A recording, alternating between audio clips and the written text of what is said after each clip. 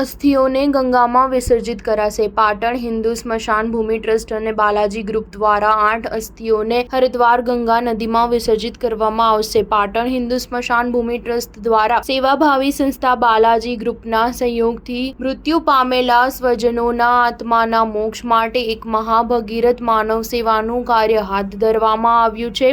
અદારા દરવાજા બહાર અંતિમ વિસામા પાસે આવેલ પ્રાચીન કાશી વિશ્વનાથ ગોકર્ણેશ્વર મહાદેવના મંદિર પરિસર ખાતે 8 મૃતકોના અસ્થિઓના વિસર્જન પૂર્વે કરવામાં આવતી પૂજા વિધિ વિદ્વાન પંડિત દ્વારા શાસ્ત્રોક્ત વિધિ વિધાન મુજબ યોજાઈ હતી। પાટણ અધારા દરવાજા સ્થિત હિન્દુ સ્મશાન ભૂમિની અસ્થિ બેંકમાં ચાલુ વર્ષે 8 જેટલી અસ્થિઓ જમા થઈ હતી, ત્યારે અંતિમ વિસામા પાસે આવેલ ગોકર્ણેશ્વર કાશી વિશ્વનાથ મહાદેવના મંદિર પરિસર ખાતે વિદ્વાન બ્રાહ્મણ ચિરાગભાઈ સામવેદી દ્વારા કુલ 8 મૃતકોના અસ્થિઓની સંસ્થાના સભ્યો તેમજ પરિવારજનો પાસે શાસ્ત્રોક્ત વિધિ વિધાન મુજબ પૂજા વિધિ કરાવવામાં આવી હતી। ત્યારે આ માનવ સેવાને ઉજાગર કરવા હિન્દુ સ્મશાન ભૂમિ ટ્રસ્ટ અને સેવાભાવી સંસ્થા દ્વારા મૃતકોના અસ્થિ વિસર્જન માટે છેલ્લા 4 વર્ષથી અનોખી પહેલને યથાવત રાખવામાં આવી છે।